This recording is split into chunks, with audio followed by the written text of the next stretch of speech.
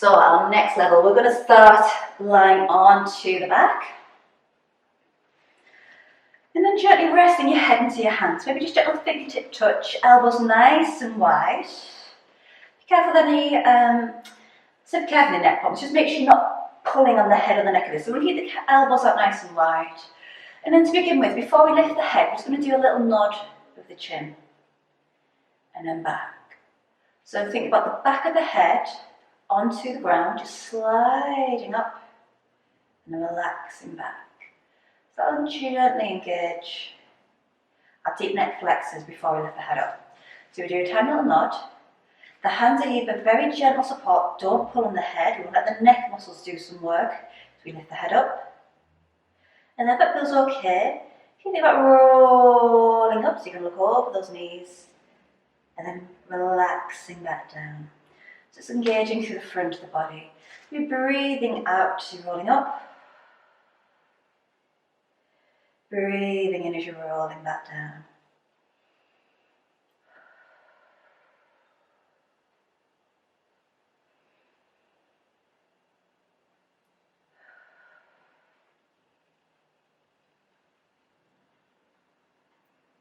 Nicely done. And then moving on from here. So be okay on your hands and your knees. We're actually going to move into a common yoga pose called downward facing dog. And I find this is a really nice one to help mobilise the body, stretching, opening into the chest, through the spine, down the backs of our legs. The hamstrings are tight, that'll pull in the pelvis, which will pull in your lower part of the back. So it's a nice overall body one, which will in turn then help your back as well. So we spread the fingers, tuck our toes.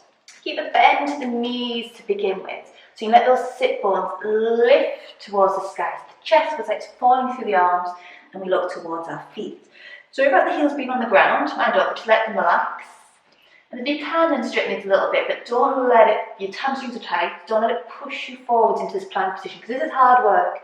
This down dog position, you feel nice and comfortable, so you have the weight even between the hands and the feet. So to begin with, you might just want to do a little bit of practice, just lifting up into this. Stretching into the shoulders, and that weight bearing through the body. And then touching upon an exercise we did in the last one.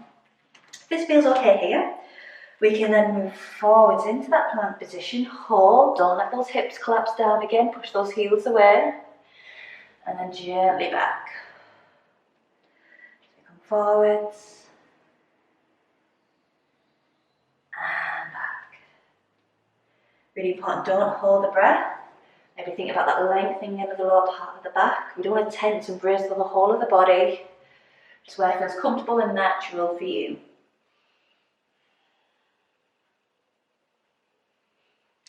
When you need to, do come back down and rest. Alright. And then from here, another one is coming down out onto our forearms. Make sure this one doesn't pinch into your lower part of the back. If it does, you can always grab a little towel or a cushion to put underneath your hips. To lift the pelvis up. So as I come down, my back will be naturally quite arched, but hopefully by this time you should become comfortable in this position. But if you need to do, grab a little support to put underneath your hips. Just help take the arch out of the lower part of the back. So, from here, we have our shoulders down away from the ears. We want the chest to lift. We're going to keep the strength into the upper part of our body. We take a breath in. On the out breath, think about the chest bone lifting, so the upper part of the back lifts up, almost like you're rounding to the upper part of the back. The stomach muscles, do you feel them switch on?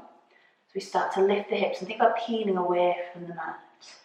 If you can, lifting, so your hips about level with the shoulders, and then rolling back down again. If that's too much to start off with, just think about that tiny little lift, and then coming back down. So you feel those muscles switching on, then let them completely relax, let them switch off again. So breathing out as we're rolling up, breathing in as we come down.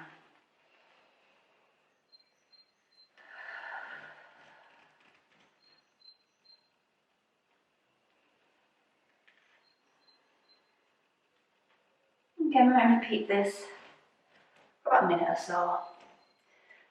Make sure you collapse into those shoulders as you come down, they're down away from the ears, those shoulders down the back.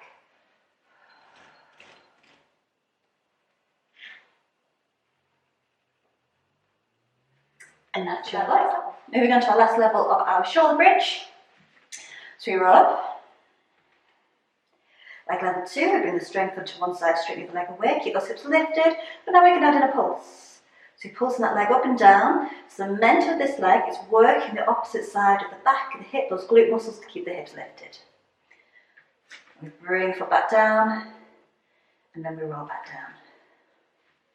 Other side. You might want to pick those toes up off the underneath foot, so you get the connection from the heel to the glutes, which you want to strengthen that connection, because day to day as we walk around, as our heel strikes down, our glutes should switch on. So just helping neurologically strengthen that connection into the body.